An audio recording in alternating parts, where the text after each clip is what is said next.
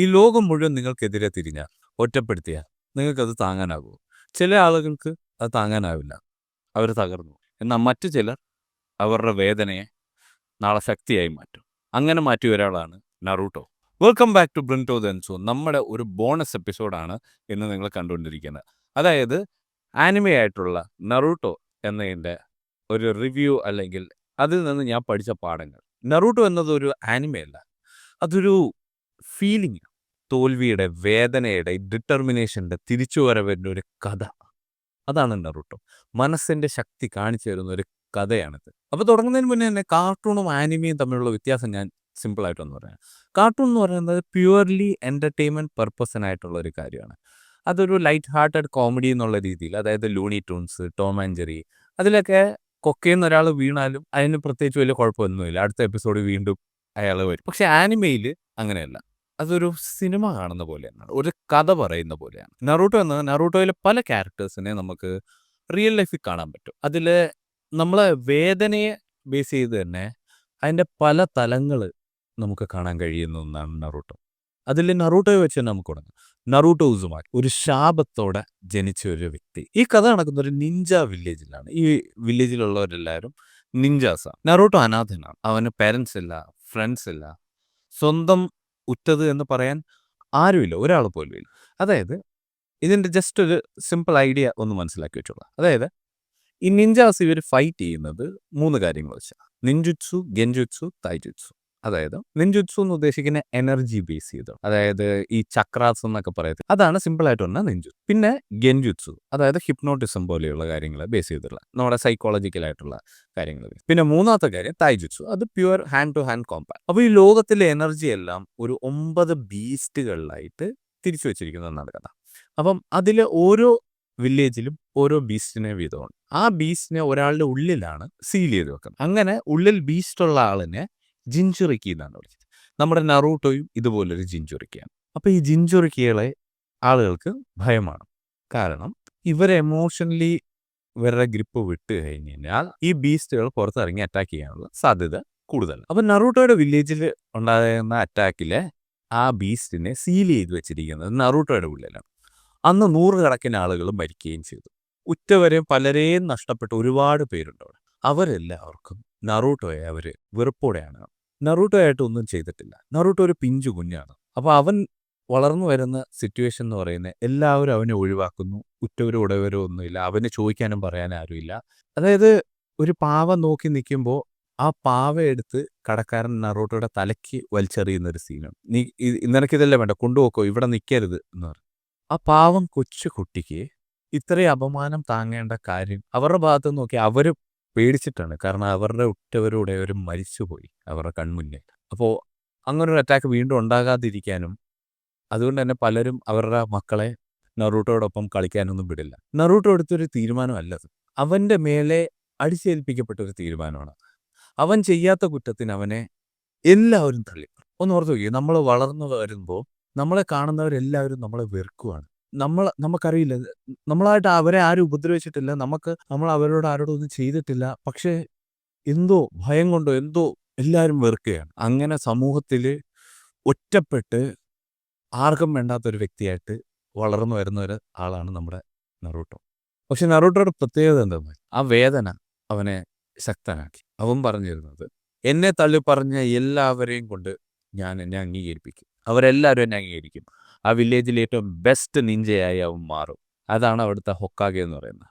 അവിടുത്തെ ഹൊക്കാഗെയായി മാറാൻ പോകുന്നത് അവനാണെന്ന് അവൻ ദൃഢനിശ്ചയമെടുത്ത് മുന്നോട്ട്. അവൻ്റെ ജീവിത കഥയാണ് ഈ നറൂട്ടോ. നറൂട്ടോ പഠിപ്പിച്ചു തരുന്നൊരു പാഠമുണ്ട്. ഒരുപക്ഷെ കരഞ്ഞ് കരഞ്ഞ് തളർന്നു പോയതും ഉണ്ടാവാം. ഇനിയും കരയാൻ എനിക്ക് വയ്യ, ഇനി ഞാൻ മുന്നോട്ട് തന്നെ, എനിക്ക് ജയിച്ച് കാണിച്ചേ മതിയാവൂ എന്ന് പറഞ്ഞ വ്യക്തിയാണ് നറൂട്ടോ. വിക്ടർ ഫ്രാങ്കിളിൻ്റെ മാൻ സെർച്ച് ഫോർ മീനിങ് എന്ന് പറഞ്ഞ ബുക്കിൽ ഒരു വാചകമുണ്ട്: suffering ceases to be suffering when it finds a meaning. അതായത് നമുക്കുണ്ടാകുന്ന ബുദ്ധിമുട്ടുകൾ, നമ്മളുടെ സഫറിങ്സിന് എല്ലാം ഒരു അർത്ഥം കാണുമ്പോൾ അത് സഫറിങ് അല്ലാണ്ടാവും, അത് പരിശ്രമങ്ങളായി മാറും. പിന്നെ എടുത്തു പറയേണ്ട ഒരു ക്യാരക്ടറാണ് ഗാറ. അതായത് സാൻഡ് വില്ലേജിൻ്റെ, അതായത് ഇവരുടെ leaf village, hidden leaf village എന്നുള്ളതാണ് കൊണോഹ. അതേപോലെ തന്നെ മറ്റൊരു വില്ലേജിലെ ഒരു ക്യാരക്ടറാണ് ഗാറ. ഗാറയുടെ പ്രത്യേകത എന്ന് വെച്ച് കഴിഞ്ഞാൽ, ഗാറ നറൂട്ടോയായിട്ട് ഭയങ്കര സിമിലറാണ്. അതായത് ഈ പെയിൻ കൊണ്ട് നമ്മളൊരു മോൺസ്റ്ററായി മാറുക എന്നൊക്കെ പറയത്തില്ലേ? അതേപോലെ ഗാറ ഈ അവോയ്ഡൻസിൽ വളർന്നൊരു സ്വന്തം അച്ഛൻ തന്നെ കൊല്ലാൻ നോക്കിയ വ്യക്തിയാണ്. ഇങ്ങനെ വെറുപ്പ് മാത്രമുള്ള ഈ ലോകത്ത് എന്ന് വിശ്വസിച്ച് വളരുന്ന ഒരു വ്യക്തിയാണ് ഗാറ.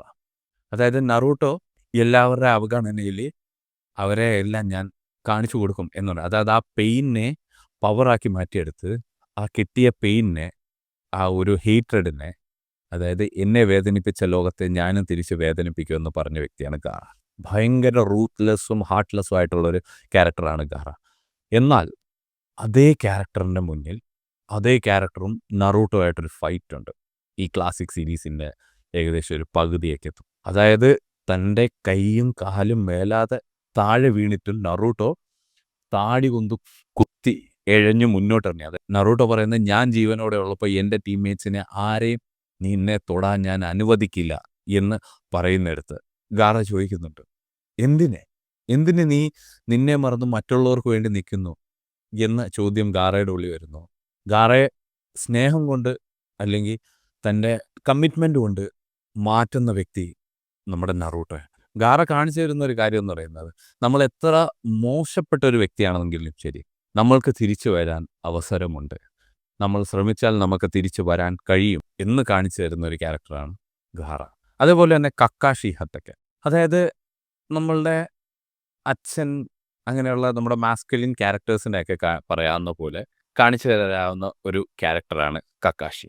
അതായത് കക്കാഷി എന്ന് പറയുന്നത് എല്ലാ പെയിനും സഹിച്ച് നമ്മളുടെ മുന്നിൽ ചിരിച്ചുകൊണ്ടിരിക്കുന്ന നമ്മുടെ അച്ഛനെയൊക്കെ പോലെയുള്ള മാസ്കുലിൻ ക്യാരക്ടേഴ്സിനെ ഓർമ്മപ്പെടുത്തുന്ന ഒരു ക്യാരക്ടറാണ് കക്കാഷി. കക്കാഷിയോട് ചോദ്യം സാസ്കെ ചോദിക്കും, സ്നേഹിച്ചവരെല്ലാവരും നഷ്ടപ്പെട്ടിരുന്നെങ്കിൽ തനിക്കിങ്ങനെ പറയാൻ പറ്റുമായിരുന്നോ എന്ന് ചോദിക്കുമ്പോൾ കക്കാഷി ചിരിച്ചുകൊണ്ട് പറയും, അങ്ങനെ ആരും ജീവിച്ചിരിപ്പില്ല. കക്കാഷിയുടെ അച്ഛൻ ആത്മഹത്യ ചെയ്തു, കൂട്ടുകാരൻ കൺമുന്നിൽ മരിച്ചുപോയി, ഫുൾ ടീം കൺമുന്നിൽ മരിച്ചു വീഴുന്ന കാണേണ്ടി വന്നു. അങ്ങനെ ഒരുപാടധികം പെയിൻ ഒരു തൻ്റെ ഹൃദയത്തോട് ചേർത്ത് വെച്ചിരുന്ന എല്ലാവരെയും നഷ്ടപ്പെട്ടിട്ട് മുന്നോട്ട് ജീവിക്കുന്ന ഒരു വ്യക്തിയാണ് കക്കാഷി. അതായത് നമുക്ക് എത്ര പെയിൻ ഉണ്ടെങ്കിലും നമ്മൾ മുന്നോട്ട് ശ്രമിച്ചാൽ നമ്മളുടെ ജീവിതത്തിനൊരു പർപ്പസ് കണ്ടെത്താൻ പറ്റും, എല്ലാം ഇവിടെ അവസാനിച്ചിട്ടില്ല എന്ന് ഓർമ്മപ്പെടുത്തുന്ന ഒരു ക്യാരക്ടറാണ് കക്കാഷി. പിന്നെ ഇനി ഞാൻ പറയാൻ പോകുന്ന ക്യാരക്ടറിന് ചെറിയ ലെവല് ഫാൻസ് ഒന്നുമല്ല ഈ നറൂട്ടോ ക്ലാസിക്കിലുള്ളത്. അതായത് ഈ പറഞ്ഞ ഗാറയെ, അതായത് നമ്മൾ ഈ സീരീസ് കണ്ടുകൊണ്ടിരിക്കുമ്പോൾ ഗാറ ഭയങ്കര റൂത്ത്ലെസ് ആണ്, ഭയങ്കര സ്ട്രോങ് ആണ്. അപ്പം ആ ഗാറയെ വിറപ്പിക്കുന്ന ഒരു ക്യാരക്ടർ ഫസ്റ്റ് ടൈം എൻ്റർ ചെയ്യുന്നതെന്ന് പറയുന്നത് റോക്ലിയാണ്. അതായത് ഹാർഡ് വർക്ക് ബീറ്റ്സ് ടാലൻറ്റ് എന്ന് പറയുന്നത് എന്താ പറയുക, നമ്മുടെ പുതിയ പാട്ടുണ്ടല്ലോ വിടാമുയർച്ചി, അതിൻ്റെ ലിറ്ററൽ മീനിങ് എന്ന് പറയുന്നത് ഈ റോക്ലിയാണ്. ചുനിയൻ എക്സാം, അതായത് ഇതിൻ്റെ അകത്തുള്ള ഒരു എക്സാമാണ് ചുനിയൻ എക്സാം. ഫസ്റ്റ് ആൻഡ് സെക്കൻഡ് കഴിഞ്ഞ് തേർഡ് ലെവലിൽ ഗാറയായിട്ട് റോക്ലിയുള്ളൊരു ഫൈറ്റ് ഉണ്ട്. അവിടെ നിന്ന് ഇത്രയും നേരം നമ്മൾ ആ നറൂട്ടോ സീരീസ് കാണുമ്പോൾ ഈ ഒരു ഗ്രാഫിൽ പോയിരുന്ന ഭാഗത്തുനിന്ന് റോക്ലിയുടെ ഭാഗം വരുന്നത് ഇത് ഒറ്റയടിക്കും കയറി പോകും.